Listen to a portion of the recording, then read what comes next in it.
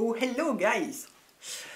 Je vous ai demandé il y a 2 jours sur Instagram, ce truc n'est pas droit, bon c'est pas grave, on va essayer de penser à autre chose. Vous savez il y a un truc de boîte à questions sur Instagram, donc je vous ai mis posez-moi des questions. Donc je sais c'est un exercice très narcissique, mais que voulez-vous, quand on est influenceur on est forcément un peu narcissique, parce que si on déteste se mettre en avant, on ne devient pas influenceur. Bref. Donc j'ai reçu plein de questions, certaines qui m'avaient déjà été beaucoup posées, donc j'ai fait une sélection pour pas que ça dure 1000 ans. Malgré tout j'ai quand même branché ma batterie pour qu'on soit tranquille, et je n'ai pas de mascara parce que vraiment là j'ai pas eu le courage. J'ai pas de mascara, pas de bijoux, s'il fallait que voilà, on est samedi, chill quoi.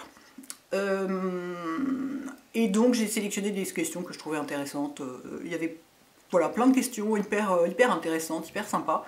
Certaines que je n'ai pas sélectionnées parce qu'elles étaient tellement profondes que j'étais pas capable de donner une réponse. C'était trop philosophique quoi. J'étais là, bah en fait, je vais répondre je sais pas, donc ça n'a pas d'intérêt. donc voilà, donc c'est parti. C'est parti. Alors elles sont dans l'ordre où elles sont arrivées. Du coup, peut-être il va y avoir des trucs redondants, peut-être que je parlerai d'un sujet à un moment, puis j'y reviendrai 3 questions plus tard. Je ne les ai pas regroupées, je veux dire, elles sont comme ça sur mon téléphone. J'ai fait simple, quoi. Alors, évidemment, alors ça, beaucoup de gens me l'ont demandé, qu'est-ce qui te manque le plus en confinement? C'est hyper bizarre, justement, je ne sais pas. Je dirais à la fois tout et rien. Je pensais que ce qui allait me manquer le plus, ça allait être les gens, mes proches. Or, il se trouve... Oh, cette caméra n'est vraiment pas droite. Or, il se trouve que je leur parle 40 fois plus souvent que d'habitude. Donc, souvent en FaceTime et tout. Donc, c'est-à-dire il y a des gens à qui... Genre mon père, par exemple, normalement, on se parle genre 1 fois par mois, quoi. Là, il m'appelle tous les 2 jours, en disant comment ça va ma fille et tout. Du coup, j'ai des rapports vachement plus proches avec mes proches. Et du coup, bah, à la limite, il me manque même pas, quoi. Alors, ce qui me manque, évidemment, c'est de les toucher, c'est de pouvoir les serrer dans les bras, ce genre de choses. Mais bizarrement... donc, en fait, si, je sais très bien ce qui me manque le plus, c'est de voyager. Ça... Et puis de savoir que ce ne sera pas possible dans l'immédiat. Alors ça c'est vraiment chaud. Ça, je veux dire, c'est ce qui m'a foutu le moral à plat cette semaine. Ça allait pas bien cette semaine, enfin, à part le jour de mon anniversaire où c'était très joyeux et tout. Quel jour on est déjà? Excusez-moi. Nous sommes le 25 avril, donc j'essaye de suivre. Le jour de mon anniversaire, c'était très joyeux, c'était très chouette et tout, mais après, puis je me suis mise à penser aux vacances d'été et tout ça. Je me suis dit, on peut rien prévoir, on ne sait pas, je vais en avoir vraiment besoin, et tout, donc voilà. Donc oui, voyager, ça me manque beaucoup, et d'autant plus que, voilà, probablement on ne pourra pas voyager avant des mois et des mois et des mois. C'est à quel âge l'acceptation de soi pleine et entière? Apparemment pas 30 ans. Donc j'imagine que la personne qui pose la question a 30 ans et qu'elle trouve que... Bah écoutez, je pense que c'est jamais, parce qu'on n'est pas des robots, on est des êtres humains, donc ça va de mieux en mieux, rassurez-vous, mais pleine et entière? Bah, je sais pas, à part le Dalai Lama, qui peut dire qu'il s'appelle... Enfin, vous voyez, ou je sais pas, des profs de yoga, qui font leur pain, probablement. Non, mais l'acceptation de soi pleine et entière... Déjà, si on arrive à s'accepter un peu, c'est déjà pas si mal. Et c'est comme la sagesse, ce truc-là. C'est un truc, à mon avis, c'est jamais, parce qu'on est des êtres humains, donc forcément, on est imparfait. Mais ça s'arrange avec l'âge. Et clairement, à 30 ans, moi, je m'acceptais mais 1000 fois moins bien qu'aujourd'hui. Où, je vous dis, plus on avance en âge et plus on s'accepte. La première, en majuscule, chose que tu feras à la fin du confinement, j'irai chez le coiffeur. C'est marrant parce que pendant tout le début, j'étais là, j'irai voir les gens que j'aime et tout. Et là, pas du tout, j'irai chez le coiffeur. Alors vraiment, j'en suis à le harceler en lui disant, je t'en supplie, donne-moi un rendez-vous le 11 mai et tout, machin. Il est là, mais on ne sait pas encore si on aura le droit d'ouvrir. Il faut d'abord qu'on ait les directives du gouvernement et tout. Parce que là, vraiment, mais... Ça saute pas aux yeux pour vous, parce que je me bats 10 minutes avec mes cheveux tous les matins, mais ils auraient dû être coupés le 6 avril. Et colorés. Autant vous dire que c'est du boulot pour arriver à ressembler un peu à quelque chose. Donc c'est vraiment, c'est la première chose. Alors voilà, il y a vraiment de tout. As-tu déjà regretté une collaboration? Donc un partenariat payé avec une marque? Jamais. Parce que si j'avais dû regretter, je ne l'aurais pas fait. Donc non, jamais. Un pays que tu ne connais pas encore et que tu rêves de visiter? J'aimerais bien aller au Groenland. Donc pas tout de suite, mais ouais. Moi de toute façon, ce qui m'attire, c'est les pays du Nord. Donc je connais pas et... Ah ouais, j'aimerais bien quoi. Aller à Ilulissat, tout ça. Oh, ah ouais. Ça, ce serait chouette. Quelle est ta plus grande fierté dans la vie? D'avoir fabriqué, inventé, construit moi-même, toute seule, à la force du poignet, mon métier, que je fais depuis 15 ans. On peut dire avec succès. Donc ça, ouais, c'est ma plus grande fierté. Donc, c'est la seule d'ailleurs. J'en ai pas d'autres.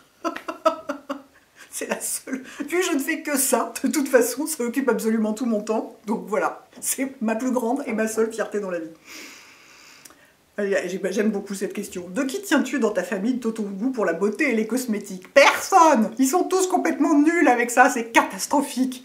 C'est vraiment... Heureusement, ma sœur s'y est mise l'âge venant. Quand elle a commencé à avoir des ridules au coin des yeux, elle a commencé à se dire... mais il y a pas mal de gens comme ça, qui sont là, ah finalement, ton sérum là, dont tu parles tout le temps, ça m'intéresse. Bizarrement, quand les gens n'ont plus 20 ans, ils commencent à s'intéresser. Mais tout le monde s'en fout complètement, quoi. C'est pas du tout leur truc. Ils sont pas, je veux dire, ils ressemblent pas à des clodos pour autant, hein. Mais c'est juste que tout le monde s'en fout, ma mère s'en foutait, mon père, alors je vous raconte même pas, il a 80 ans, il est ultra classique et tout, donc... Je pense, j'espère qu'il a du déo, mais je pense que ça s'arrête là. Déo et dentifrice. Et maintenant, il met de la crème solaire quand même, parce qu'il a eu des problèmes de peau, parce qu'il a joué au con quand il était jeune. Donc, enfin, il ne savait pas à l'époque. Je veux dire, il a 80 ans, donc précisément quand il était jeune, on se mettait au soleil, on ne savait pas, mais donc il s'est beaucoup trop mis au soleil en faisant du bateau. Donc maintenant, il fait super attention. Donc je le gave de crème solaire, il est enchanté. Donc ça, voilà, on a réussi à ça avec lui. Sinon, non, ils n'ont rien à foutre. Ma soeur, oui, mais ma soeur, si. Mais ma soeur s'y intéresse d'une façon... Elle aime les beaux produits, elle aime que ce soit cher, elle aime que ça sente bon, la technique, elle s'en fout un peu. Quoi. Quel métier aurais-tu fait si tu n'étais pas blogueuse beauté? Aucun. Je suis incapable de faire autre chose, je ne sais pas. Et il ne faut surtout pas qu'on me demande de me reconvertir encore une fois, parce que là, ce ne sera pas possible. Hein, non, c'est pour toujours, là. J'ai aucune... Je ne sais pas, je n'aurais rien pu faire d'autre. Es-tu cinéphile? Pas du tout. Ça fait à peu près 20 ans que je ne suis pas allée au cinéma. Non, j'exagère, mais au moins 10 ans. Ce qui est complètement débile, c'est que j'ai une carte UGC. Donc comme je dis toujours, que je continue à payer parce que je ne l'ai pas résilié, parce que je n'ai pas trouvé comment on faisait pour résilier le truc, et comme c'est un truc administratif, ça m'emmerde, donc je ne le fais pas. Donc c'est complètement ridicule, je paye 20 € ou 19,90 € par mois pour ce truc, ce qui fait que si je vais au cinéma une fois par an, ça peut arriver, ça me coûte 240 €. Bien joué Hélène, bravo. Alors comment se jeter son fric par les fenêtres? Extraordinaire. Mais bon, c'est pas ça la question, je suis pas cinéphile du tout. Avant je l'étais énormément, mais dans mon quartier il n'y a pas de cinéma sympa. J'ai aucune envie de prendre le métro pour aller au cinéma. Et en fait, depuis qu'il y a Netflix et tous ces trucs-là, mais on est tellement mieux chez soi, quoi. Pourquoi aller se mettre dans une salle où il y a des gens qui vont manger du popcorn à côté de vous? Comment envisages-tu ta retraite? Je ne l'envisage pas. Ah, pas du tout. C'est pas possible, c'est pas possible. Si j'arrête de travailler, je m'ennuie trop, quoi. Moi, mon travail, c'est ma passion, donc non. Je me vois pas du tout prendre ma retraite. Après, évidemment, on ne peut jamais savoir ce qui va se passer, mais non, je ne l'envisage pas. As-tu déjà souhaité reprendre une routine sportive? Plutôt crever. J'ai horreur de ça. J'ai absolument horreur de ça. Ça me faisait aucun bien. Enfin, si, ça m'avait fait maigrir, mais moi, c'est pas ce que j'appelle faire du... Enfin, oui, c'est bien. Enfin, c'est bien. Dans mon cas, c'est mieux parce que je suis en surpoids, mais voilà, sinon je m'en foutais. Et ça m'a jamais fait dormir, ça m'a jamais calmé. On me dit toujours, c'est parce que tu n'arrives pas pour nous trouver le sport qui te convenait. Moi, le sport qui me convient, c'est marcher au bord de la mer, ok? Donc dans Paris, c'est pas possible. Voilà.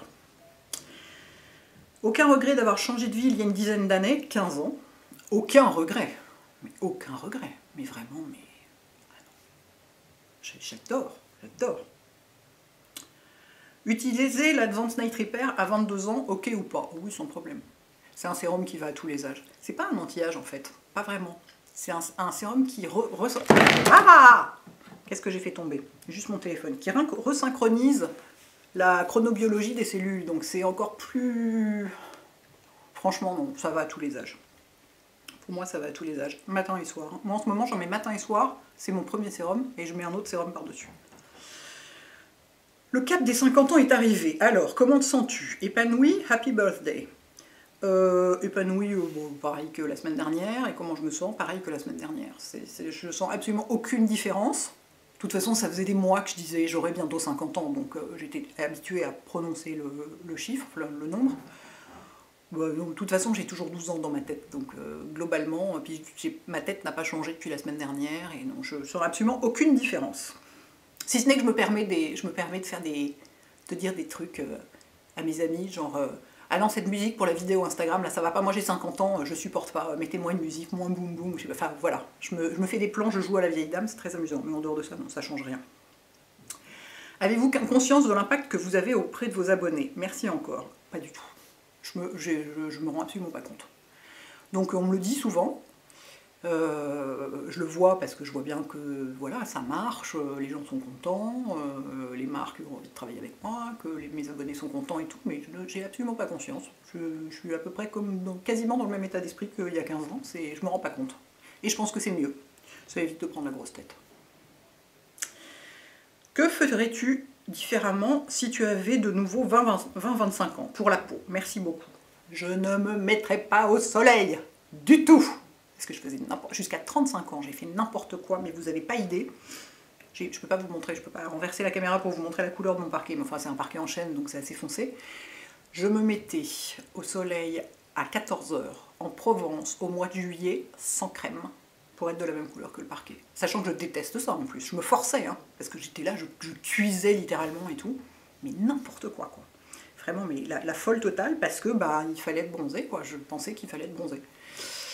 Donc voilà, c'est la seule chose que je dirais pour la peau, ne te mets pas au soleil. Cela dit, je m'en sors bien, parce que ça pourrait m'avoir vachement plus abîmé la peau, je m'en sors plutôt bien, j'ai juste un petit peu des taches, mais franchement, je m'en sors bien. Coucou Hélène, dirais-tu que tu es plus heureuse aujourd'hui qu'à 20 ans? Oui, sans aucun doute. Parce que comme on dit, comme disait machin là, j'avais 20 ans, jamais je ne laisserais dire à personne que c'est le plus bel âge de la vie. Non, non, quand même c'est... Enfin, il y a des gens qui sont hyper heureux à 20 ans, et tant mieux pour eux, mais moi j'ai trouvé ça compliqué. Hein. Il faut choisir ses études, il faut choisir son parcours de vie, on n'est pas terminé, on est éventuellement mal dans sa peau et tout. Ouais, non, carrément. Pas facile comme âge. Quelle est la première personne que tu as ravie voir lors du déconfinement? Donc mon coiffeur. Est-ce que toi aussi tu travailles via une agence ou est-ce que tu es totalement indépendante? Ah non, je suis totalement indépendante. Je n'ai pas d'agent et jamais j'en aurai. Et je vois mes amis qui en ont. C'est épouvantable. Il ne faut pas avoir d'agent. Note à tous les wannabe influenceurs. Travailler sans agent, 9 fois sur 10, ça se passe mal. Voilà. Donc non, non, puis moi je peux pas. Je suis tellement contrôle fric. S'il fallait que quelqu'un réponde à ma place aux propositions ou je sais pas quoi, je serais là, mais pourquoi t'as répondu ça et pourquoi machin, et laisse-moi lire la réponse d'abord et machin, donc de toute façon ça ne servira à rien. Non, non, moi je fais tout moi-même, je négocie tout moi-même, je contrôle tout moi-même. Personne ne fait mon boulot à ma place, c'est pas possible. Et puis en plus, enfin, voilà, j'ai entendu tellement d'histoires pas du tout sympas, ça fait pas du tout envie. Le pire inconvénient à faire ton métier, l'administratif. Quand vous êtes salarié, il y a quelqu'un qui est génial dans votre entreprise, qui s'appelle un comptable. Et un autre qui s'appelle un DRH. Et ces gens-là s'occupent pour vous de payer vos charges sociales, s'occupent de la sécu, s'occupent de tous ces trucs-là. Et donc ça c'est génial. Bon, sans compter qu'en plus vous avez des congés payés et des tickets resto, ce qui est pas mal, mais c'est à peu près les seules choses que je trouve enviables dans le salariat. Donc non, c'est le pire inconvénient à être indépendant, c'est l'administratif. C'est quand on a une phobie administrative, et la plupart des indépendants en ont une. C'est atroce. Je vois d'ici, là, le trépied de la caméra est posé sur ma table basse. Il y a une pile d'enveloppes et de papiers administratifs non ouverts qui doivent faire 13 ou 14 cm d'épaisseur. Voilà. C'est épouvantable. Coucou Hélène, est-ce qu'une marque t'a déjà proposé de quitter YouTube et ton blog pour bosser pour elle? Non. Jamais. Et Dieu merci, parce que de toute façon, la réponse serait « ça va pas, non ». Si tu devais habiter dans un autre quartier de Paris, lequel ce serait? Ce serait le 6e arrondissement. Parce qu'en fait, comme je dis, c'est mon... Moi, je suis née à Paris, donc j'ai pas de terroir à la campagne. Mais mon terroir, c'est le 6e arrondissement, parce que c'est là que j'ai grandi. J'y ai vécu pendant 26 ans. Donc à ce jour, j'ai vécu encore un tout petit peu plus longtemps dans le 6e que dans le 18e. Et j'adore, quoi. Après, je pense que la population n'est pas très sympa. Déjà, il y a 25 ans, les gens étaient quand même... C'est un quartier très riche, hein, donc éventuellement, les gens sont un peu snobs et moyennement sympas. Je pense qu'aujourd'hui, c'est bien moins sympa qu'à l'époque. C'est pas du tout mélangé. Alors dans le 18e, c'est beaucoup plus mélangé, ça c'est vraiment chouette. Donc je suis pas sûre que je tolérerais bien la population. C'est ce qui m'ennuie. Bon, en même temps, de toute façon, j'ai pas du tout les moyens d'y vivre, donc la question ne se pose pas. Mais même déjà quand j'habitais là-bas, avec mes parents, on habitait près de la place, en haut de la rue d'Assas, quoi, une petite rue qui donnait en haut de la rue d'Assas. Et mon rêve, c'était d'habiter place Saint-Sulpice ou rue Guy-de-Mer, donnée sur le Luxembourg, quoi. Donc c'est toujours un peu mon rêve. Je le ferai jamais, parce que si un jour je gagne au loto, je m'achèterai plutôt un château en Bretagne. Mais ouais, si je devais habiter ailleurs dans Paris, ce serait dans le 6e. Ton grand regret, si tu en avais un? Non. Que je réfléchisse, non, parce que j'en ai pas. Je crois que j'en avais trouvé un cette nuit pendant mon insomnie et j'ai oublié de le noter. Non, j'en ai pas parce que j'ai toujours fait ce que j'avais envie de faire, j'ai toujours changé de voie autant de fois que j'avais envie de le faire. Et mes parents m'ont toujours soutenue, alors que j'étais là, après genre 6 ans d'études, je leur disais, bah finalement je vais aller travailler sur un bateau de croisière. Ils étaient là, très bien, on te soutient, il n'y a pas de problème, enfin ils ont été super. Et du coup, bah, j'ai pas de regrets, parce que j'ai toujours suivi mon cœur et mes envies, quoi. En fait. Donc non, j'ai pas de regrets. Tu as l'air de considérer tes amis comme une deuxième famille, comme une première famille même. Vraiment largement aussi important que ma famille. Au même plan, vraiment au même plan. C'est mes amis, mais ils sont tellement importants pour moi, mais c'est énorme, quoi. Énorme, j'ai tellement de chance de les avoir. As-tu un hobby à part la beauté et les voyages? Non! C'est l'enfer! Parce que la beauté, c'est devenu mon travail, donc c'est plus un hobby. Alors, du coup, je fais un travail que j'aime. Néanmoins, c'est quand même du travail. Je veux dire, voilà. Et les voyages, j'adore ça. Et alors, donc, en ce moment, je vous raconte pas, quoi. Et tous les trucs, non, tous les trucs, genre la cuisine, le tricot, tous les trucs comme ça, c'est pas possible, ça m'intéresse pas du tout. Si, en fait, j'en ai un, mais bizarrement, si, voilà, c'est ça que j'avais trouvé pendant mon insomnie. Si, en fait, j'adore la photo, sauf que ce que j'aime, moi, c'est la retouche et la mise en place des photos. Vous voyez, organiser mon feed Instagram, je peux passer 1 heure devant mon téléphone, comme ça, à déplacer les photos dans l'outil de mise en place du feed, en disant non, ça va mieux, ça va moins bien, machin, et retoucher les photos, j'adore ça et tout. La prise de vue ne m'intéresse absolument pas. Me servir de mon réflexe, je n'ai jamais appris, ça ne m'intéresse absolument pas non plus. Je fais absolument toutes mes photos avec ça. Donc j'adore ça. Mais c'est plutôt la mise en valeur et l'organisation des images entre elles. Et oui, la retouche, j'adore quand j'ai une photo qui est un peu d'un paysage ou de moi. Parce que là, je suis bien obligée de les retoucher, les photos de moi, parce que la caméra inversée de l'iPhone, elle est épouvantable. Autant une photo, regardez comme mon fond d'écran est joli. C'est pas moi qui l'ai fait, justement, celui-là. C'est un des photographes que je suis sur Instagram, c'est un dracard, c'est sublime. Les selfies, vous êtes obligés de retoucher, hein, c'est épouvantable. Autant une photo qu'un bon photographe fait de vous au réflexe avec une bonne lumière, vous n'avez pas de retouche à faire sur la peau et tout ça, mais alors, la caméra inversée de ce truc-là, le dernier là, mais ça vous file des points noirs quand vous en avez pas, quoi. C'est monstrueux. Donc je retouche, puis en plus, moi ce que je publie sur Instagram, je veux que ce soit beau et parfait. Enfin parfait dans le sens, là pour le coup je suis perfectionniste. Du coup, je retouche, mais je peux y passer, je vous dis, notamment sur les paysages, je mets plus de détails sur certains arbres et tout, plus de lumière à un endroit, j'adore ça, quoi. Vraiment j'adore ça. Donc je pense que mon seul hobby, c'est ça, mais je le pratique assez peu, c'est-à-dire que je vais pas, les vrais photographes, ils sortent pour faire des photos, bon en ce moment on peut pas, donc d'accord, mais ils vont aller, oui, se balader pour faire des photos. Moi, j'aime pas faire des photos de Paris parce que j'ai pas du tout une passion pour cette ville, donc ça m'intéresse pas de faire des photos de Paris. Donc je fais des photos quand je suis en voyage, et donc bah voilà, ça se mord la queue. Hein. Comme je ne voyage pas depuis je sais pas combien de temps et pour je sais pas combien de temps, les photos c'est compliqué. C'est pour ça que je publie que des vieux trucs en ce moment. Déjà parce que je ne sors pas, mais en plus parce que ouais, je vais pas aller faire des photos de Montmartre, quoi. Ça m'intéresse pas. Mais ouais, en fait j'ai ce hobby. Mais de façon bizarre, parce qu'il est pas complètement. C'est pas qu'il n'est pas pleinement assumé, mais c'est qu'il n'est pas complètement utilisé, quoi. Je vais pas prendre des cours de photo ni rien, alors que je pourrais, quoi. Enfin, bon. Donc c'est un hobby, mais d'une manière bizarre. Y a-t-il des collaborations avec des marques que tu as... Je l'ai déjà répondu celle-ci, enfin le même genre. Que tu as fait à contre-cœur ou que tu as regretté? Bah non, hein. Si je sens que je vais, parce que je le sens à l'avance, hein, on le sent tout de suite à l'avance, comment, si ça va être sympa ou pas sympa, si je sens que ça va pas bien se passer, ou que ça va... Déjà, si le produit me plaît pas, bah évidemment non, jamais. Et si je sens que ça va être problématique, que la marque va être super chiante, ou que ça va mal se passer, je dis non tout de suite. Y a-t-il un créateur de mode qui t'inspire tout particulièrement, dans l'absolu, sans parler du prix? Si j'étais riche et qu'ils avaient ma taille, je m'habillerais chez Chloé et chez... J'en avais trouvé un deuxième. J'en avais trouvé un deuxième. Max Mara. Max Mara, ils ont ma taille. C'est ça le problème.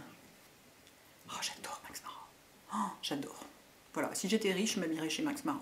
Et aussi un peu quand même chez Chloé. Chloé, cela dit, j'ai des chaussures de chez eux. Donc je m'en tire pas si mal. J'aime beaucoup leurs vêtements. Y a-t-il un endroit... Ah bah j'ai déjà répondu à ça. Y a-t-il un endroit où tu n'as pas encore été et que tu souhaites visiter un jour? Le Groenland. Hélène, que penses-tu du rôle des influenceurs en cette période de confinement? Bah alors du rôle, je ne sais pas, est-ce que ça veut dire de ce qu'ils font ou du rôle qu'ils devraient avoir ou... Moi je pense que notre rôle c'est de soutenir le moral des troupes et de vous distraire. Je pense que tout le monde le vit à peu près comme ça. En tout cas moi les gens que je suis sur YouTube et tout, clairement ils ont pris ce parti-là.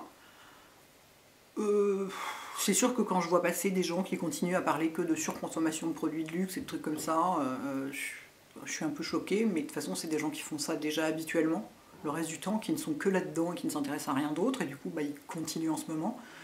Mais je trouve ça un peu inapproprié. Non, je pense que ouais, notre rôle en ce moment c'est de vous aider à tenir le coup, sachant que nous-mêmes on a parfois du mal à tenir le coup, donc... Bonjour Hélène, des astuces pour cacher les racines en attendant la réouverture des coiffeurs. Alors, moi j'ai pas du tout coloré mes cheveux moi-même, j'ai rien fait, j'attends donc précisément d'aller voir cette première personne après le confinement qui sera mon coiffeur. On peut mettre du fard à paupières sur les racines avec un pinceau un peu dense, ça marche super bien. Alors moi ce qu'il y a c'est que j'ai pas trop ce problème là parce que mes longueurs cachent mes racines et que je n'ai pas de cheveux blancs sur les bordures. Donc ça j'ai vraiment du bol. Il y a un endroit où j'en ai, attendez je vous zoom in. Il y a un endroit où j'en ai, c'est ici. Ici, j'ai une mèche un peu blanche. Enfin, j'ai plusieurs cheveux blancs, disons, qui se voient. Et donc ici, je vais mettre du fard à paupières dessus, avec un pinceau un peu dense. Et voilà, ça marche très bien. Parce que j'ai essayé le... Alors, attendez, j'essaie de dézoomer. Vous savez, les machins pour colorer les... Enfin, pour teinter les racines, le truc de L'Oréal. Alors, c'est pas mal, mais en fait, il faut le mettre... Je pense qu'il faut le mettre, si on a vraiment, par exemple, si on a une raie et qu'on a des racines à cet endroit-là, il faut le mettre une fois qu'on est déjà coiffé, juste à cet endroit-là, mais le produit est super poisseux et fait les cheveux tout ternes. Du coup, je pense qu'il ne faut vraiment pas du tout en mettre partout. De toute façon, on ne voit pas toutes vos racines. Je veux dire, vous n'avez pas des raies partout, quoi. À moins d'avoir des petites nattes, on ne voit pas vos racines. Donc je pense qu'il faut vraiment en mettre que à l'endroit où problématique, parce que sinon, la matière est hyper... ouais, ça fait vraiment les cheveux poisseux, pas du tout agréable. Je trouve que le fard à paupières, c'est très bien. Quel conseil beauté pour vieillir aussi bien que toi? Alors, j'ai fait une vidéo là-dessus, que je vous linkerai si j'arrive à la retrouver, parce que ça fait un petit moment. Non, ça fait pas si longtemps que ça, elle s'appelait bientôt 50 ans, ou un truc comme ça. D'abord, il y a 30%, c'est la génétique. Dans ma famille, tout le monde a une jolie peau, donc ça joue quand même. Mais 70%, c'est pas la génétique, c'est ce qu'on appelle l'épigénétique, c'est-à-dire tout ce qu'il y a autour. Donc... la manière de vivre, la manière de prendre soin de soi, le régime alimentaire, tout. Donc, les conseils, c'est jamais de soleil. Jamais de soleil sur votre visage. Si vous mettez au soleil, vous pouvez arrêter tout de suite de prendre soin de votre peau, ça sert à rien. C'est le pire ennemi de la peau, le soleil. Jamais de soleil. Donc, pas de soleil, pas de tabac, pas d'alcool. Une alimentation équilibrée, jamais de régime, très mauvais pour la peau. Beaucoup de sommeil. Quoi d'autre? Un bon médecin esthétique, parce que quand même, il y a un petit peu de travail. Mais ça, par contre, le médecin esthétique, ça joue pas sur la qualité de la peau, à moins qu'on fasse des peelings, des choses comme ça, ce que moi je ne fais pas. Donc là, la qualité de la peau chez moi, c'est vraiment génétique pour le coup, et évidemment une bonne routine de soins très régulière. Il faut être très régulier dans sa routine de soins. Ça fait partie du lifestyle en fait, la routine de soins. C'est au même niveau que ce qu'on mange, que ce qu'on dort, que tout ça. Mais donc tout ça, c'est super important. Plus que les gènes. Donc voilà. Je vous dis, mais avant tout, ouais, pas de soleil, pas de tabac, pas d'alcool, une bonne alimentation, beaucoup de sommeil. Hyper important. Quel est le plus grand avantage selon toi dans ton métier? La liberté. Alors ça c'est fabuleux. Pour quelqu'un comme moi qui ne supporte pas la contrainte, alors évidemment je dois quand même faire ma déclaration à mon comptable tous les mois et ça c'est très très très difficile. C'est toujours un moment extrêmement de souffrance extrême. Mais sinon la liberté quoi. Je fais que ce que je veux, quand je veux, avec qui je veux, comme je veux. C'est fabuleux. Je vous dis pour quelqu'un comme moi c'est parfait. Bonjour Hélène, qui conseilles-tu de suivre quand on commence à se maquiller? Sans aucun doute Lisa Eldridge. Alors pour ça il faut parler anglais, cela dit, même si on parle pas bien anglais, de toute façon c'est très visuel les vidéos de maquillage. Même si elle dit des mots que vous ne comprenez pas, vous voyez ce qu'elle fait, donc vous comprenez. Pour moi c'est la meilleure. C'est le plus subtil, le plus élégant, le plus professionnel. Elle est maquilleuse professionnelle depuis 30 ans, elle maquille toutes les stars de la planète entière pour du red carpet en permanence. Enfin, bon, en ce moment la pauvre elle est bouclée chez elle aussi, mais... Et puis elle a une personnalité magnifique, c'est une femme géniale, et voilà, son approche du maquillage, c'est juste la plus élégante du monde, donc c'est elle. Aimerais-tu, j'ai adoré cette question, ça m'a beaucoup fait rire, aimerais-tu essayer de vivre avec des enfants pendant un temps? Entre parenthèses, expérience de maman. Ça veut dire qu'il faudrait... Est-ce que j'ai envie d'avoir une expérience de maman? Hell no! Si j'ai choisi de pas en avoir, c'est pas pour aller vivre avec ceux des autres. Même mes neveux que j'adore, au bout de 24 heures, je ne peux plus les supporter. Jamais, jamais vivre avec des enfants. Après toutes ces années à travailler à fond, as-tu un sentiment d'accomplissement légitime? Oui, carrément. Vraiment carrément. Il faudrait que je me mette à travailler moins d'ailleurs, que je fasse plus de choses pour moi, mais j'y arrive pas. Et puis là, quand on va sortir un petit peu de ce marasme, ça va être le moment justement de mettre un double coup de collier pour rattraper le temps perdu et enfin, tout ce qu'on n'a pas pu faire et tout ça. Donc, mais oui, j'ai un sentiment d'accomplissement. Ça, c'est sûr que faire un métier qu'on aime et réussir dedans, c'est quand même dans le genre booster de confiance en soi, il n'y a pas mieux, quoi. As-tu déjà embauché une stagiaire? D'abord, pourquoi une et pourquoi pas un? C'est comme on dirait une secrétaire, pas un secrétaire, c'est sexiste comme question. Non, jamais. D'abord parce que j'ai absolument pas la place chez moi pour mettre quelqu'un. Il y a des piles de papier administratif et du maquillage partout, et des chaussures et tout ça, et des fleurs en ce moment. Et surtout, moi je peux pas gérer quelqu'un. C'est pas possible. C'est pas possible. Je peux pas. Déjà moi-même j'ai du mal. Non, c'est pas vrai, je me gère très bien moi-même, mais devoir dire à quelqu'un de faire des trucs, et puis l'engueuler si c'est pas bien fait, je suis incapable de faire ça, incapable. As-tu toujours habité Montmartre? Donc non, avant j'habitais j'ai donc vécu un tout petit peu plus que la moitié de ma vie dans le 6e arrondissement, et un tout petit peu moins que la moitié de ma vie à Montmartre. J'ai 25 ans et j'ai un mélasma, je fais super attention. Le tien a-t-il disparu? Gros bisous. Oui, c'est complètement dingue, j'avais un mélasma. Si vous cherchez sur mon blog, vous tapez mélasma, vous verrez des photos, mais c'était monstrueux quoi. Un mélasma de dingue sur le front. Et en fait, c'est pour ça que j'ai arrêté de me mettre au soleil en fait. À 36 ou 37 ans, je pense, j'ai complètement arrêté parce que c'était vraiment défigurant. Et en fait, le fait d'arrêter complètement de me mettre au soleil, mais non seulement ça, mais en plus l'été quand je suis en vacances, d'avoir toujours un chapeau, une casquette, c'est-à-dire un écran physique sur le front, et ben il a complètement disparu. Mais vraiment complètement, il n'y a plus de traces quoi, c'est incroyable. Alors ça prend des années, mais ça peut disparaître. Mais pour ça, il faut absolument protéger la zone, non seulement avec un SPF 50, mais en plus, quand on est exposé assez longtemps, comme ça, si on est juste en ville et qu'on sort dehors rapidement et qu'on ne reste pas au soleil, le SPF peut suffire, mais si on va faire une promenade ou je sais pas quoi, là, il faut vraiment un chapeau. As-tu déjà envisagé de créer ta propre marque de soins ou de maquillage? Une fois de plus, hell no! Mais surtout pas, quoi. Parce que ça a l'air hyper sympa. D'abord, alors déjà, il y a une raison, c'est qu'on crée quelque chose quand ça vous manque. Or, vu l'étendue de l'offre sur le marché, rien ne me manque. Au contraire, il y a trop de produits qui me conviennent, et je n'arrive pas à choisir, et je n'arrive pas à utiliser tout ce que je voudrais, et je n'arrive pas à essayer tout ce que je voudrais. Donc oui, on crée une boîte quand un type de produit vous manque, quoi. Donc ce qui n'est pas mon cas, et en plus... Alors oui, au début c'est vachement sympa, c'est que vous êtes là à créer des nouveaux produits et tout, c'est super fun. Et puis après vous vous retrouvez, vous êtes chef d'entreprise.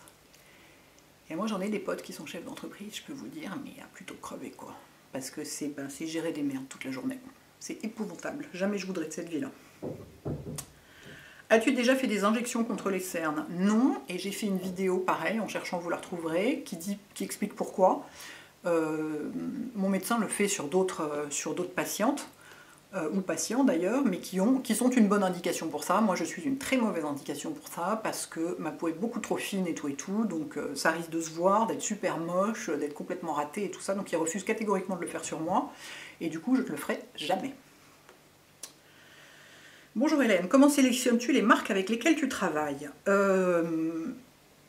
Alors ça dépend avec lesquelles je travaille de façon non rémunérée ou de façon rémunérée. Parce qu'il y a les marques avec qui j'ai un contact, qui m'envoient toutes leurs nouveautés, qui me tiennent au courant de leur actualité, etc. Qui m'envoient leurs produits et dont je parle régulièrement sans être payée parce que je trouve ça super. Et je suis là, ah tiens, en fait, le nouveau blush, machin, est vachement bien et tout. Et ça, c'est du... on travaille ensemble, mais c'est pas un partenariat rémunéré. Donc là, c'est parce que, en fait, dans les deux cas, pour un partenariat rémunéré, c'est pareil. Il faut que j'aime les produits et il faut que j'aime les gens. À égalité, je dirais. Parce que si le produit est génial, mais que les gens sont odieux, c'est pas possible, je peux pas. Je peux pas soutenir des gens odieux. Il y en a pas beaucoup, mais il y en a un petit peu. Et si les gens sont adorables mais que le produit est complètement nul, je ne vais pas vous dire que le produit est génial parce que les gens sont adorables, c'est pas possible non plus. Donc c'est vraiment... ouais, je travaille que avec des gens que j'aime, sur des produits que j'aime. Quelle est ta cuisine préférée? Indienne, japonaise, chinoise, italienne, 3 petits points. C'est la cuisine asiatique, sans aucun doute, j'adore ça. Je veux dire, moi je mets du riz basmati et de la sauce soja partout, hein, donc... Et dans la cuisine asiatique, alors après je connais pas, j'ai pas voyagé en Asie beaucoup, à part en Inde où j'ai beaucoup voyagé, mais ailleurs j'ai pas tellement, je connais pas le Vietnam, je connais pas le Cambodge, je connais pas le Laos, qui sont des pays dont les cuisines sont très réputées. Je suis pas non plus allée en Thaïlande, mais en revanche j'ai beaucoup mangé thaïlandais, et j'adore la cuisine thaïlandaise. Je crois que voilà, ma cuisine préférée c'est asiatique, et dans la cuisine asiatique, la cuisine thaïlandaise, j'adore ça. Et quand je voyageais, le dernier voyage que j'ai fait en Inde c'était 2 mois, mais si au bout d'un moment, la viande et les steaks et le fromage me manquaient, mais on avait fini par trouver des steaks, parce qu'en fait on peut manger du zébu, et c'était il y a 20 ans, donc aujourd'hui ça doit être avoir encore plus changé, mais moi j'étais ravie de manger indien tous les jours, ça m'allait très bien.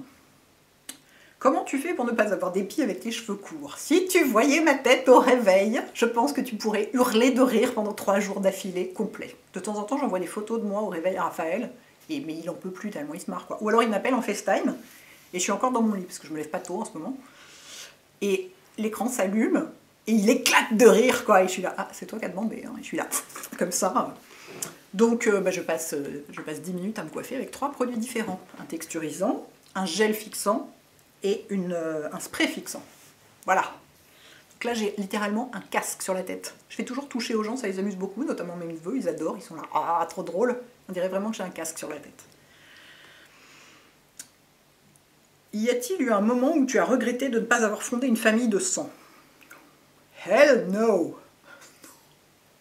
Jamais, au contraire.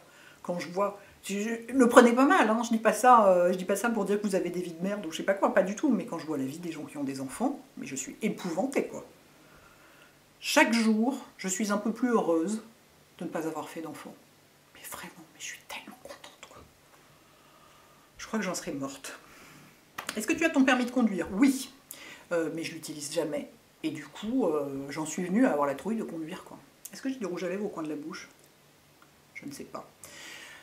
J'en suis venue à avoir un peu la trouille. Et alors que j'étais hyper à l'aise au volant, j'adorais conduire, je conduisais un peu comme une folle, mais bon. Mais ça fait, je sais pas, ça fait 20 ans que j'ai pas conduit, parce que dans Paris, qui conduit, hein? C'est pas la peine. Il y a des transports en commun et du Uber, donc on n'a pas besoin de voiture. Et du coup, et quand je me déplace, je prends le train ou l'avion, du coup. Donc j'ai mon permis, mais aujourd'hui je serais pas très à l'aise à l'idée de conduire. Pourrais-tu partir en vacances avec tes amis? Oui, au contraire. C'est avec eux que je pourrais le plus partir en vacances, bien sûr. C'est avec eux que c'est le plus agréable de partir en vacances. Ça, c'est très intéressant. Est-ce que tu aurais aimé faire ton métier dès 20-25 ans si ça avait été possible? Alors, quand j'avais 20-25 ans, il n'y avait pas Internet déjà. Et oui, les enfants, moi je suis née, il n'y avait que 3 chaînes à la télévision et pas de téléphone portable. Donc, vous voyez un peu la fracture digitale. Moi, je l'ai vécue, mais alors, en plein milieu de ma vie, quoi. Mais mettons que je sois née, enfin, qu'il y ait eu Internet et que ce métier existe déjà et tout. Je pense que j'étais pas mûre pour ça. Et que du coup, d'abord, j'aurais même pas pensé à le faire en fait, parce que j'ai fait des trucs hyper sérieux et chiants, parce que je pensais que c'était ça qu'il fallait faire, que j'ai eu une éducation assez classique, traditionnelle, un peu intello, et du coup, je crois que ça me serait même pas venu à l'idée. C'est surtout ça. Bonjour Hélène, quelle région de France apprécies-tu particulièrement? La Bretagne et l'Ouest. Moi, je suis une fille de l'Atlantique, comme je dis toujours. J'adore. Les produits que tu utilises sont-ils aussi efficaces pour les peaux noires? Merci. Bah oui, la peau, c'est de la peau. Il n'y a pas de couleur de peau en matière de type de soins à utiliser. Il y a des types de peau. Une peau va être plus sèche, plus grasse, plus épaisse, plus fine, sujette aux imperfections ou pas, sujette aux taches ou pas. Mais il n'y a pas de race de peau. Enfin, les cosmétiques, oui, la peau, c'est de la peau. C'est comme les gens qui disent qu'il faut des produits spéciaux pour les mecs. Ben non, ça dépend des mecs. Les gens qui disent que les mecs ont la peau plus épaisse et plus grasse que les filles. Ben non, ça dépend des mecs. Et ça dépend des filles. Et donc, oui, bien sûr, les produits que j'utilise sont utilisables par toutes les couleurs de peau. La peau, c'est de la peau. Est-ce que tu choisirais d'avoir une salle de bain plus grande ou un petit extérieur, jardin ou terrasse? Un petit extérieur. Oh mon Dieu! Ça me manque tellement. La salle de bain, ma salle de bain qui fait 1 mètre carré, je m'en fous complètement, parce que de toute façon, il y a une véritable extension dans ma chambre avec tous mes produits de beauté. Puis je passe pas de temps dans ma salle de bain, j'ai pas besoin de prendre des bains parce que j'aime pas ça, donc je m'en fous. Mais alors le petit extérieur, mais même pas pour moi, juste pour mes plantes, quoi, pour qu'elles soient pas dans des tout petits pots accrochés comme ça, juste pouvoir poser des pots sur un petit bout de balcon. Ah, oh, j'adorerais.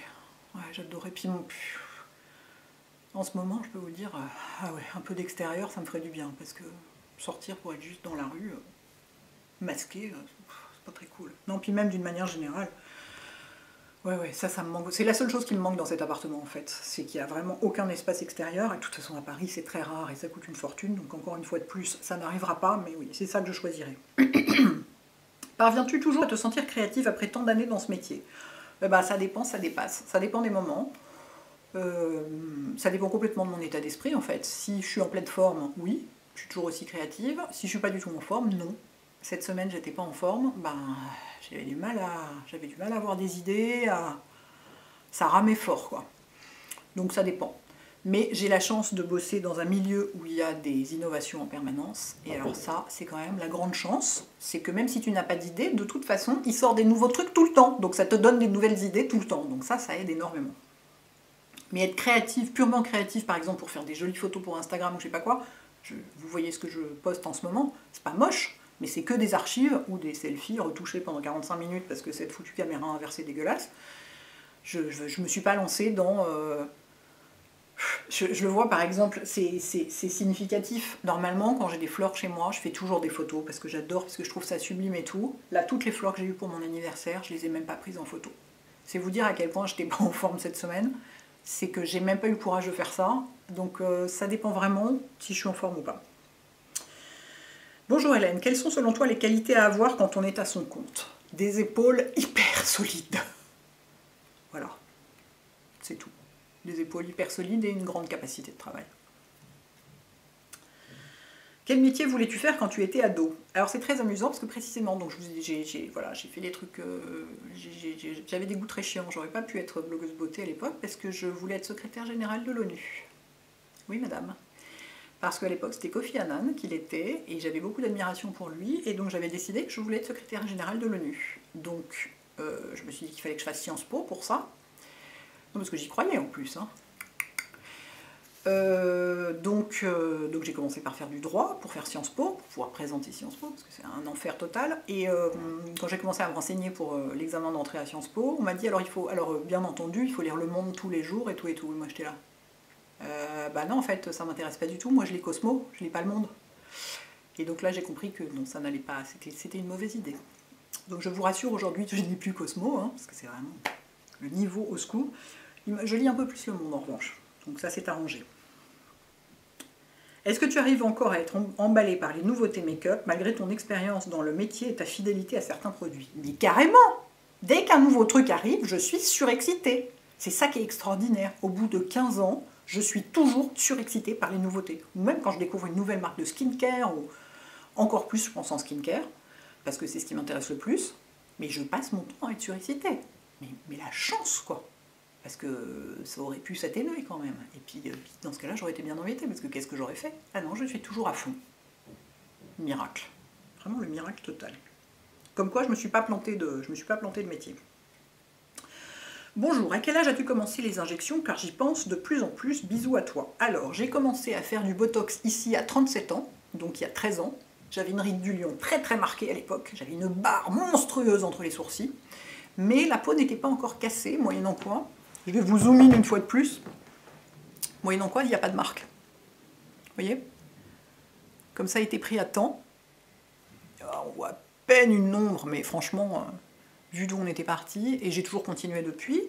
Et j'ai commencé à faire de l'acide hyaluronique dans la bouche il y a combien de temps? Ah, j'arrive pas à me souvenir. Pour ça, c'est pas compliqué, il suffit de regarder mes vignettes vidéo des années passées, et alors d'un seul coup, vous me voyez avec pas de bouche, et vous êtes là, ah mon Dieu, heureusement qu'elle a fait ça. C'est beaucoup mieux maintenant. Je sais pas, 4-5 ans, je dirais peut-être.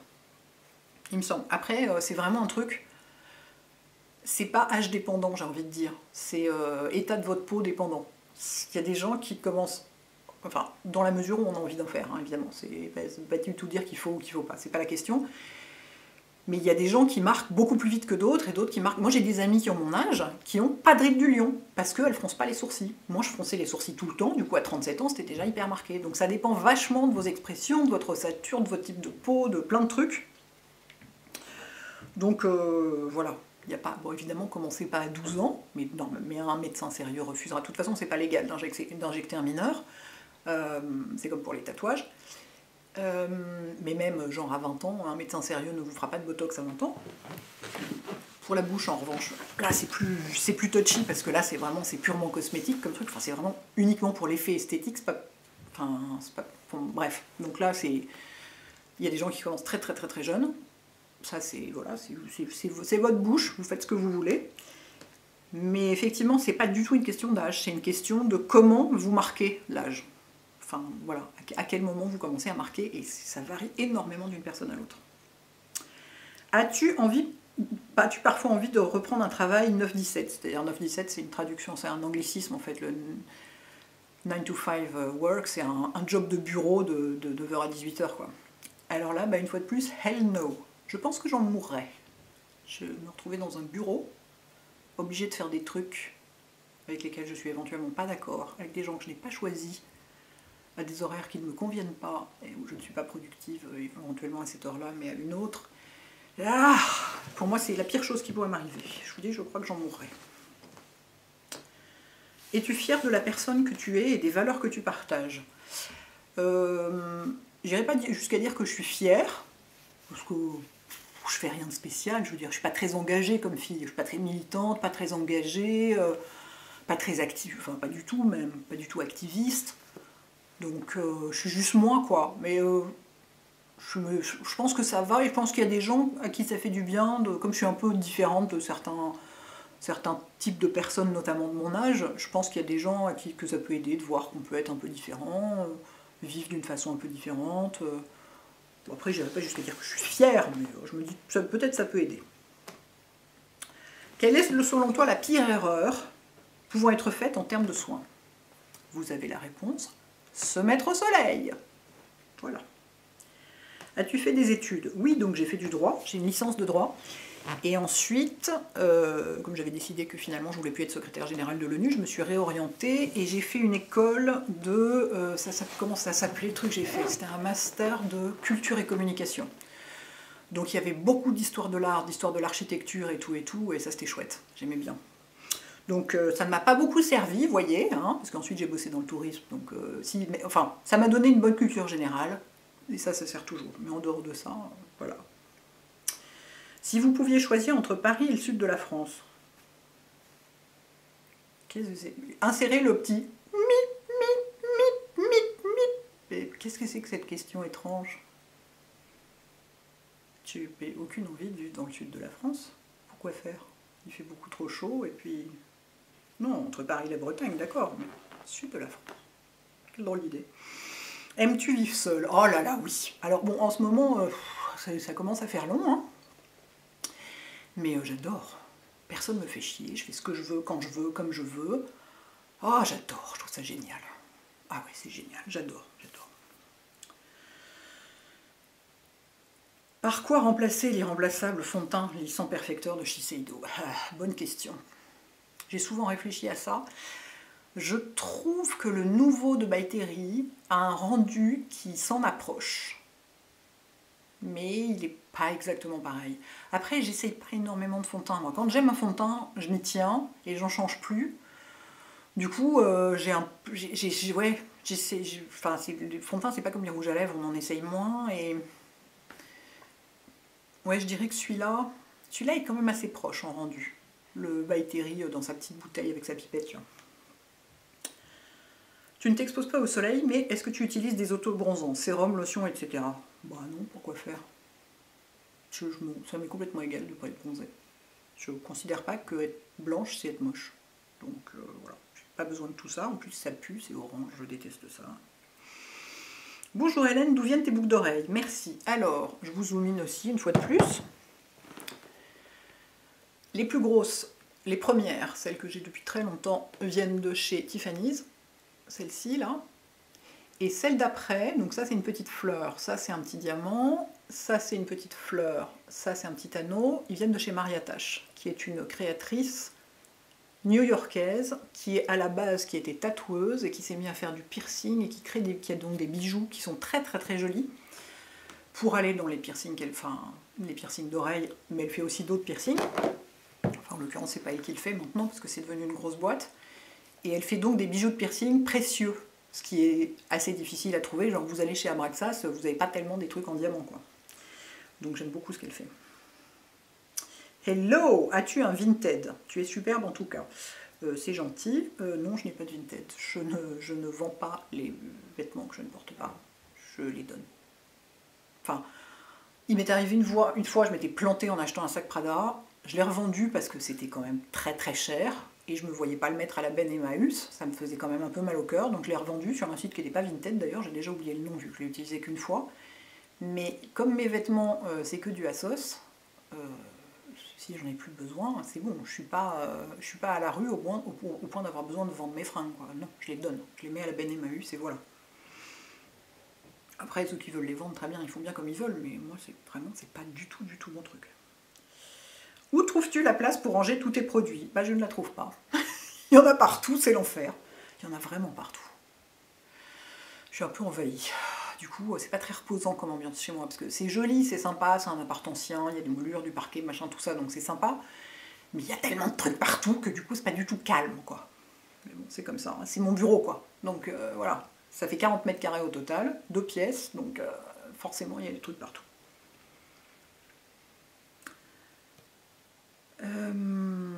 Que penses-tu du discours de Caroline Hirons sur la non-dangerosité du skincare? C'est-à-dire, alors je ne sais pas si elle a fait récemment un discours là-dessus, mais c'est son discours général où elle ne supporte pas qu'on dise les marques non toxiques ou les ingrédients toxiques ou ce genre de trucs. Elle ne supporte pas, mais je suis exactement comme elle. De toute façon, moi j'adore cette femme. Je pense que c'est d'abord parce qu'elle est hyper intelligente et j'adore les gens intelligents, qu'elle est brillante, elle s'y connaît hyper bien et qu'on a vraiment une philosophie du soin qui est très très proche. C'est-à-dire, elle veut que ce soit bien fait, que ça fonctionne et qu'on ne la prenne pas pour une conne. Enfin, oui, non, le skincare n'est pas dangereux, surtout en Europe où on a la régulation la plus dure du monde. Je le rappelle, il y a des milliers d'ingrédients qui sont interdits, contre genre 12,5 aux États-Unis. Je pense que c'est pour ça que les Américains aussi font des marques où ils mettent non toxiques et tout, c'est parce qu'il y a tellement plus d'ingrédients autorisés chez eux que quand eux font plus attention à ça, ils tiennent à le signaler. Mais en Europe, non, c'est pas dangereux le skincare. Plutôt rasoir, cire à épiler ou crème dépilatoire. Rien de tout ça. Je suis épilée au laser des pieds à la tête depuis 15 ans et rien à repousser. Donc je suis tranquille de ce côté-là. Et c'est bien cool. Du coup, j'y pense jamais. Je réalise même pas qu'il y a des gens qui ont des problèmes d'épilation, qui doivent qui pensaient à se faire épiler avant tel ou tel truc. Et ça n'existe même plus pour moi. C'est très agréable. À quel âge as-tu vraiment su que tu ne voulais pas d'enfant? Oh, bah, je pense dès que j'ai pu parler. Et comme j'ai parlé tôt... Non, moi, je me souviens pas, parce que les souvenirs de petite enfance, on n'en a pas beaucoup, mais je sais que quand j'avais, je sais pas, 5 ans à peu près, et j'avais pas de poupée, quoi. Moi, j'ai jamais eu de poupée, enfin, j'avais des poupées Barbie et des bouquins. Donc, les poupées Barbie, je les coiffais, je les maquillais, je les habillais. En fait, j'avais déjà trouvé ma voix, mais je ne le savais pas. Pour aller à des soirées, machin, c'était hyper glamour, mais j'ai jamais eu de poupon de bébé dont on s'occupe, quoi. Donc, non, je l'ai toujours su. C'est quoi la photo dans le petit cadre à droite de tes bouquets de fleurs et de bougies? C'est marrant d'avoir remarqué ça. C'est le couvent de Novodievichi, à côté de Moscou, où je suis allée il y a 20 ans, en voyage de boulot, et qui était tellement beau. C'était au mois de mars, il faisait moins 10 degrés, il y avait de la neige partout, et il faisait hyper beau. Et c'était sublime. Et j'ai toujours... Ah, mon téléphone! J'ai toujours gardé cette photo, et ouais, elle reste là, j'aime beaucoup. C'est beau, Novodevitchi. De toute façon, les églises russes, les couvents russes, l'architecture traditionnelle russe, c'est sublime, j'adore. J'aimerais bien retourner en Russie aussi. Oh, j'adorerais. Quelle fut la meilleure décision de ta vie? Ne pas faire d'enfant! La fille qui s'énerve. Non, j'hésite entre ça et toujours suivre mon cœur et mes envies. Parce qu'en fait, ne pas faire d'enfant, c'était pas une décision. Mais en fait, les autres non plus. En fait, rien n'est des décisions. J'ai toujours juste... C'était toujours... Ne pas faire d'enfant, c'est pas une décision, c'était une telle évidence que la question ne s'est même pas posée. Vraiment. C'est juste, ça n'existe pas pour moi, c'est un truc, c'est pas possible. Mais pour tout ce que j'ai fait dans ma vie, comme même de commencer mon blog, tout ça, j'ai jamais rien décidé, en fait. C'est ça qui est super bizarre. La seule décision que j'ai prise, c'est de m'accrocher, de tenir le coup, quand c'était difficile. Mais autrement, tout s'est fait par chance et par hasard et par opportunité. Et je sais pas, j'ai toujours su m'adapter et suivre et saisir les opportunités qui passent et tout, mais j'ai jamais l'impression d'avoir vraiment pris des décisions, de m'être assise et de m'être dit alors qu'est-ce qu'il faut que je fasse pour ça, quoi. Ou alors les décisions que j'ai prises, c'est je pars le 17 ou le 23, pas à Seattle pour voir Marlène, c'est plutôt ça, mais les grandes décisions de vie, ouais, je dirais les meilleures, c'est ouais, d'avoir vraiment arrêté les trucs qui m'intéressaient plus, genre arrêter le droit parce que ça m'intéressait plus, ne pas devenir commissaire-priseur comme je pensais quand je me suis mise à faire, parce que c'est pour ça que j'ai fait des études d'histoire de l'art après, c'est pour utiliser ce que j'avais déjà fait en droit, que ce soit pas perdu. Je me disais, bah, il y a tout le domaine des commissaires-priseurs, etc., où ça utilise les deux. Il faut avoir être un peu juriste, et il faut utiliser l'histoire de l'art aussi. Et puis en fait, dont j'ai décidé que ce qui m'intéressait, c'était les voyages. Donc je pense que si on peut appeler ça une décision, ce serait ça. C'est d'avoir toujours suivi mon cœur, et d'avoir pour ça été complètement soutenue par mes parents. Parce qu'ils en ont vu quand même, hein. Je veux dire, j'ai pris mon temps pour faire mes études, parce que au total j'en ai fait 5 ans ou 6 ans, 5 ans je crois, ça, au total. Mais alors j'ai mis 7 ans à les faire, parce que, pas que j'ai redoublé des classes ou quoi, mais c'est parce que je m'arrêtais au milieu, et puis je savais plus ce que je voulais faire, donc pendant un an je faisais rien, et je faisais des petits boulots pour gagner mon argent de poche. Et ben, ils m'ont soutenu tout le temps. Enfin, si ce n'est que quand vraiment je foutais rien, ils me disaient bah, maintenant on te coupe les vivres, hein, va gagner ta vie, ça suffit. Mais ils me disaient bah, très bien, tu veux faire de l'histoire de l'art à la place, bah, très bien, vas-y. Enfin, et ouais, ils m'ont vachement soutenu. J'ai vraiment eu de la chance. Ton métier te passionne-t-il toujours autant ou y a-t-il une certaine lassitude? Non, comme je disais, ça rejoint un peu l'histoire de la créativité. C'est si j'ai pas le moral, ça va me passionner beaucoup moins que si j'ai le moral. Mais ça, c'est comme pour tout, c'est comme pour tout le monde.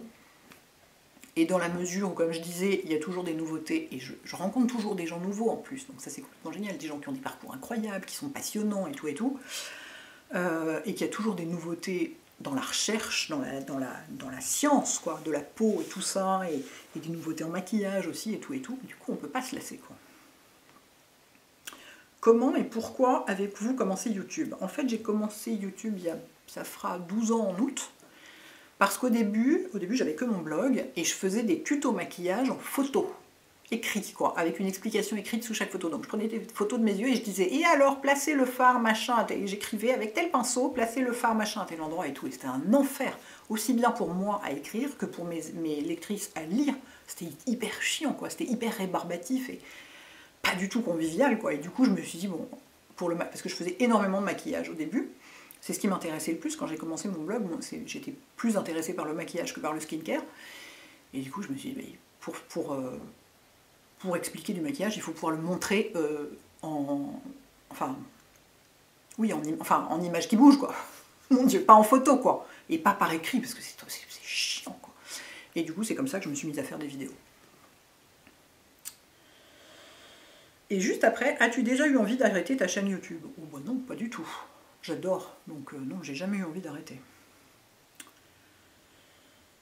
Hello, combien de tatouages as-tu et quels sont-ils? Alors j'en ai 4. Il y en a 2 que vous pouvez voir ici. Ça c'est mon premier, que j'ai fait il y a 8 ans. Très peu de temps après, j'ai fait celui-ci, qui dit « Mieux vaut allumer une bougie que maudire les ténèbres ». Et très peu de temps après, non pas très peu de temps après, il y a 5 ans ou 6 ans, j'ai fait celui-là, le bambou. Je ne peux pas vous montrer, mais il remonte jusqu'à l'épaule. Et peu de temps après aussi, j'ai fait celui-là, qui dit « Hier c'est le passé, demain c'est le mystère ». En ce moment, plus que jamais. Donc voilà, j'en ai 4. Il y avait des questions qui me demandaient si j'avais d'autres projets de tatouage en ce moment. Ça va, ça vient, et en ce moment, pas particulièrement. Dans ton live, je ne sais plus lequel, mais dans un live sur Instagram, tu parlais de l'obsession des gens pour le couple. Comment fais-tu pour en être détaché, vivre pleinement ta vie de femme indépendante? Bah, je fais pas, je fais rien, c'est juste, je suis comme ça, quoi. C'est juste, je suis pas du tout obsédée par le couple. J'ai rien contre, hein. J'ai été en couple pendant très longtemps. C'est juste, c'est pas un... Pour moi, ça fait pas partie des buts de la vie. C'est... Ouais, j'ai pas les buts de la vie comme être en couple, avoir des enfants, avoir une maison avec un jardin. J'ai pas ces trucs-là du tout. Donc, comment je fais pour en être des... Bah, je sais pas, c'est juste moi, quoi. J'ai toujours été comme ça, et c'est comme pour le fait de ne pas vouloir d'enfant. Je ne décide pas, je ne fais rien pour ça, j'ai pas d'action là-dessus, c'est pas volontaire, c'est juste, c'est moi, quoi. L'article de luxe qui te fait rêver, le sac cahier de Prada. Je le trouve hyper joli, vous googlerez, vous trouverez.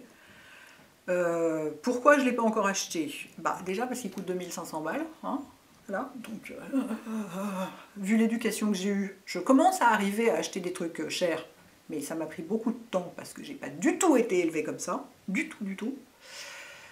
Donc déjà, voilà, il y a le prix. Et puis surtout, mais pour être complètement honnête, c'est pas le prix qui m'arrête, c'est le fait que j'ai pas encore trouvé le modèle parfait pour moi. Parce que j'en veux pas un noir. Les plus beaux, je trouve que les plus réussis, c'est les noirs avec le métal en argent vieilli. Je veux pas de métal doré, parce que je trouve ça, c'est trop bling. Et le métal en argent vieilli, c'est sur du cuir noir, et moi je porte pas de sac noir, enfin je porte globalement pas de noir en général, et donc pas de sac noir, et donc j'attends qu'ils aient un modèle dans un beau camel, ou dans un rose poudre qui sera parfaitement réussi, une espèce de nude, vous voyez, ou un caramel et tout, mais c'est les couleurs les plus difficiles à réussir. Ils en ont un en ce moment qui a du cuir Saffiano, et j'aime pas du tout le cuir Saffiano, c'est ce cuir qui est un peu comme quadrillé, qui est un camel mais avec une légère pointe de verre dedans, j'aime pas du tout, donc je surveille tout le temps les nouveautés qui sortent, parce que c'est un modèle qui marche tellement bien et qui vend tellement cher qu'ils en sortent des nouveaux régulièrement, mais pour l'instant aucun modèle ne m'a fait dire je peux mettre 2 SMIC là-dedans, aucun modèle. Ça viendra peut-être un jour, peut-être jamais.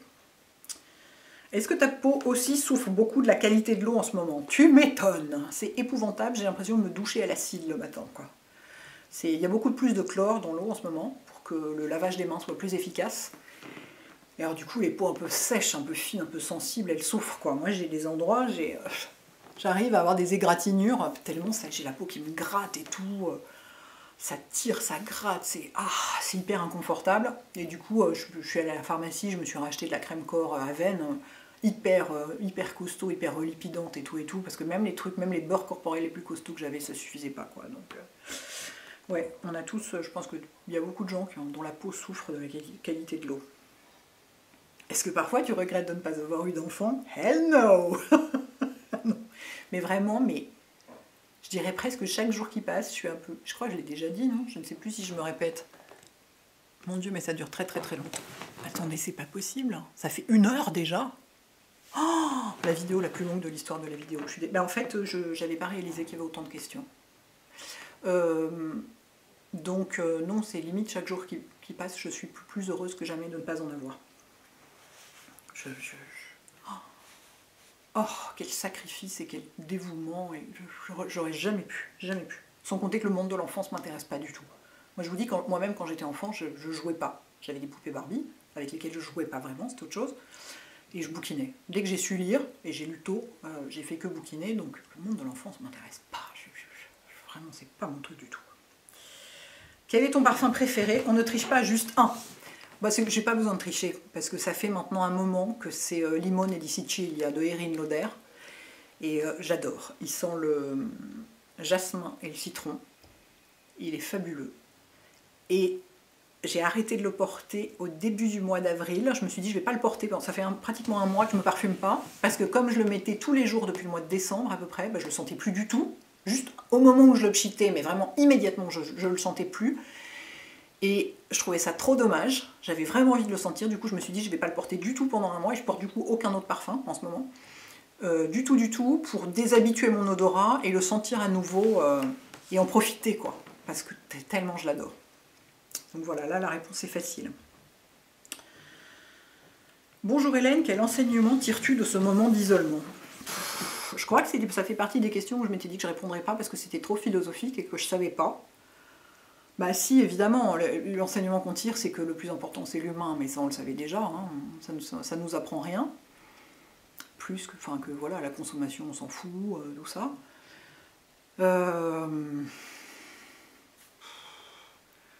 Ouais, c'est difficile. Que je suis plus forte que je ne croyais, parce que quand on a annoncé le confinement, je me suis dit je vais pas tenir 2 semaines, je vais me foutre par la fenêtre, je vais pas tenir mentalement. Et en fait, bah voilà, on finit la 6e semaine et je suis toujours vivante et ma santé mentale est toujours là.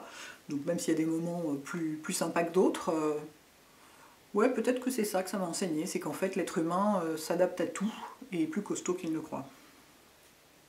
Aimerais-tu refaire des meet-up, des rencontres? Ah oui, carrément, quand on pourra. Ça va pas être tout de suite. Hein. Pas tout de suite.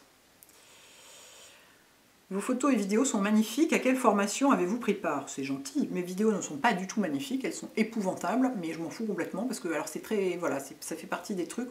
Pour la vidéo, je suis pas du tout perfectionniste. Pour la photo, en revanche, et notamment ce que je poste sur Instagram, je suis très perfectionniste. Je ne prépare à aucune formation, juste je regarde beaucoup et je les travaille beaucoup. Évidemment que quand la gueule qu'elles ont sur Instagram, c'est pas la gueule qu'elles ont à la sortie de l'appareil photo. L'appareil photo étant ça quand même. Donc, c'est quand même très limité. Ça a beau avoir les trois caméras, les 3 machins et tout, ça fait quand même des photos dégueulasses. Hein. Ça reste un iPhone. Donc non, c'est juste que j'adore ça.